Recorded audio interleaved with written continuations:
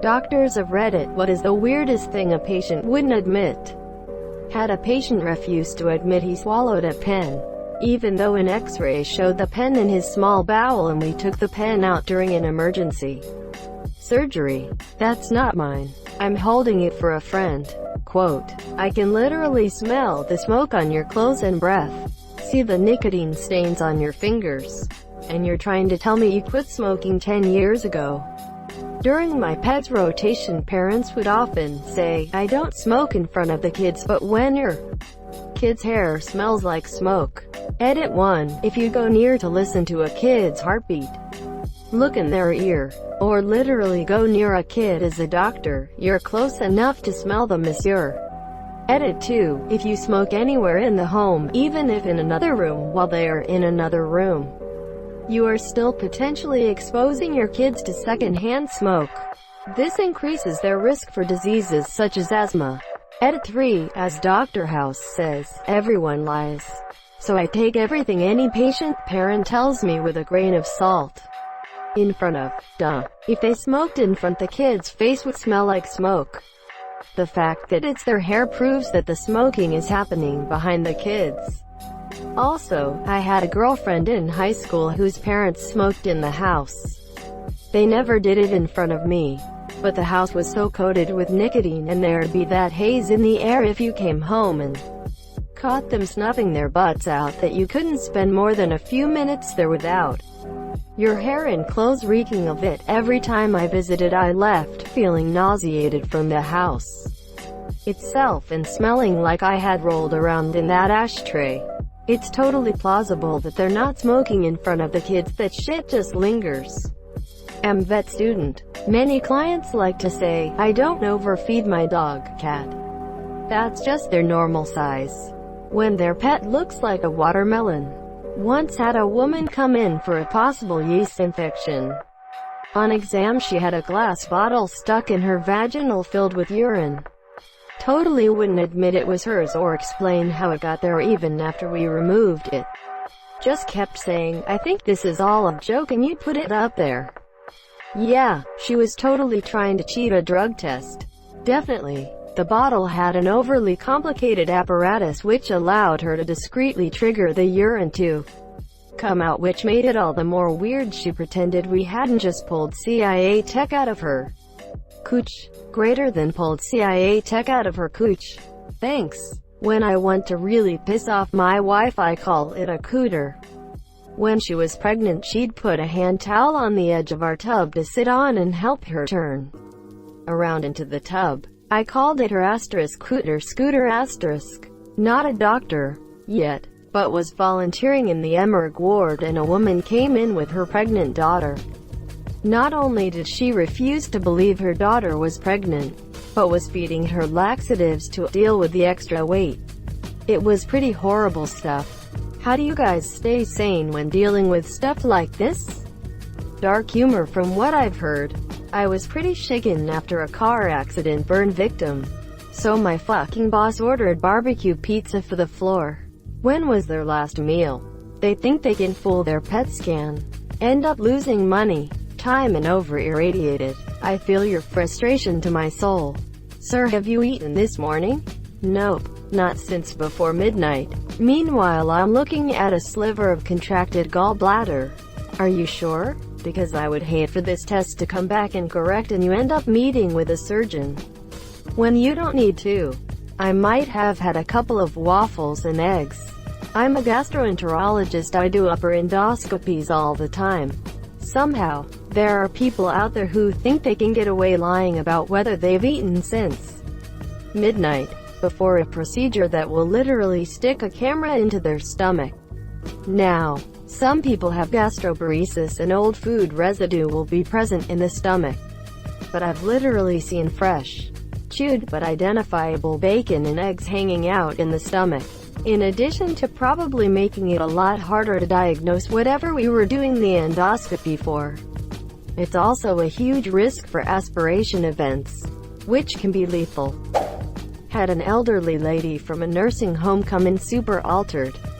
She would wake up briefly to answer questions but then would be out like a light seconds later. Usually in this case we assume it's from infection, stroke, etc., but we still ask about drug use, legal and illicit, since it can cause that kind of thing. Lady denied several times she didn't take anything other than prescribed meds. Finally, as we're about to intubate her, put her on a ventilator, since she was getting worse, we cut off her bra and out pops a little baggie with some white powder and a baby straw. We gave her some Narcan and she gasps herself awake. Even after that still took her a long time before she said, well, maybe I did take some drugs from a friend. Since then I've trusted no one when it comes to denying drug use. Edit. Just to clarify, I'm not saying I think everyone is a drug addict. I'm just saying if you come in acting super out of it, you're probably going to get Narcan just to cover all the bases. Also, I'm aware that light seconds are not a measure of time. I used the phrase out like a light, followed by the word seconds. Just confusingly worded, I guess. Everybody lies. There was a woman sent in by her family doctor for urinating some blood. We put a camera into her bladder with her awake, looking to exclude a tumor. We found her bladder full of citrus seeds pits. So many of them, monsieur. When asked why she put them there, she said, well, I eat a lot of fruit and wouldn't accept any responsibility for them being there. Wait, what? How the fuck did she get them all the way up there? The going theory was she put a straw in and then pushed them down that. We thought just pushing them in one at a time would be a bit scratchy. But we don't know. She never admitted doing it. Okay, this is the weirdest one in this thread, and how the remote control to a Zenith television wound up in the rectum of a 54-year-old father of two. They stopped making Zenith television sets years ago. From a medical perspective, why do you still own this remote? Didn't mind losing it. In the P-spot was the zenith of his sex life. On my surgery rotation as a med student. Warning, this is gross as fuck. Had a patient recovering from having parts of their bowel removed. As part of the recovery, their intestines weren't completely connected to let them heal better. So the intestines were connected to a little hole in the skin with a bag attached for the poop to go into, known as a colostomy bag. For reference, this woman was in her late 60s and over 230 pounds. I had to round on her every day, and every single day I'd walk into her laying in bed absolutely covered in toxic gasoline-smelling diarrhea. She also had C. diff, a nasty bacteria that anyone in the hospital can identify by smell. And she would flirt with the residents and make casual conversation while we would clean the shit off of her and fix her ostomy bag.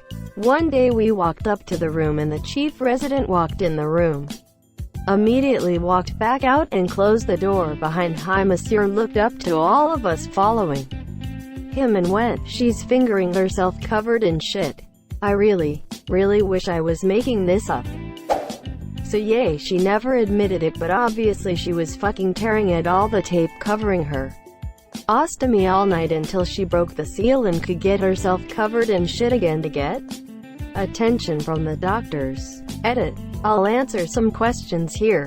1. At what hospitals do doctors have to deal with ostomies? Shitty ones. 2. What happened to the patient?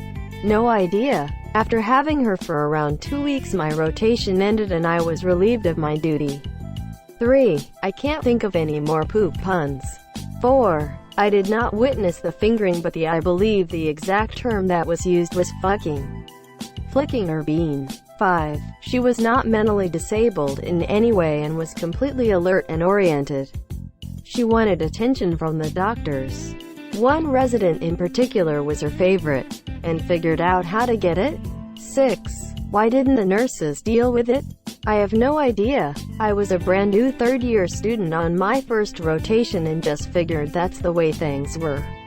After the first week, the attending was even coming to the room to secure the ostomy since it kept coming undone. Don't know where this is coming from that people are saying only nurses deal with ostomies. Well, that's it for me, folks. This one is sad. From my old roommate. Girl had a very large lump on her breast that she didn't tell the doctors about. She actually went to the hospital for migraines, saying they were getting increasingly bad. When they found the lump, they asked why she didn't say she had that. She said she knew it was going to kill her eventually, but she just wanted to get rid of the migraines because they giving her a lot of pain in her last months. Did she live? I have no clue. Almost definitely died though. The lump was large enough that it was visible. Not a doctor, but a nurse. When you come into the hospital wanting to detox, and I ask you how much you drink, please stop lying to me. Withdrawal from alcohol is nasty, but I can make it a little more bearable. If it's 2 bottles of vodka a day, tell Emmy so I can medicate you accordingly. You'll thank me later when you aren't having a seizure. 2 bottles of vodka a day? How long can the liver and kidneys actually deal with that abuse? I only ask because after seeing a guy in his mid-30s buy a bottle of vodka, bottle of whiskey and some beers at 11 Monsieur cost him over $80, I had no idea how much an alcoholic actually drank or spent. What a horrifying disease. My brother rode this train the last 4 years of his life. So at least 4 years. Preceded by a slow daily alcoholism increased to that point over 30 years. Only work records in a clinic. But we had a woman come in with a report of vaginal odor. All well and good. It happens all the time in an OB/GYN clinic. What she hadn't bothered to say was that she'd gotten a tampon stuck around the end of her last period. She'd gone through menopause 7 years prior. I want to make sure I'm understanding this clearly. She had a tampon stuck in her vagina for 7 years. I didn't go into her chart, but according to the medical assistant that was in the room, yes, the rest of us needed no more proof than what our noses found in the hallway. Swampso Dagoba. Not a doctor but my husband. He had a 17-year-old girl with abdominal pains come into the ER with her mom. Turns out she's in full-blown labor. Assures them she can't be pregnant. She's a virgin. The baby is literally crowning right there in her.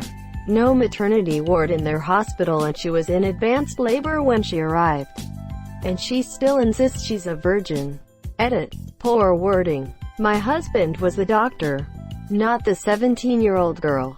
Ha. My mother is a nurse and told me about the time some lady came in for abdominal pains as well.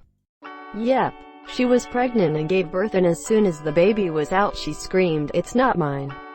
Mom responded with, "It didn't come out of me." Jesus. Exactly. I know a guy who swears that his niece got pregnant via dry humping because her boyfriend's sperm was that potent. I find it odd that any guy is that involved with discussing his niece's sex life. Thank you so much for watching and have a good day.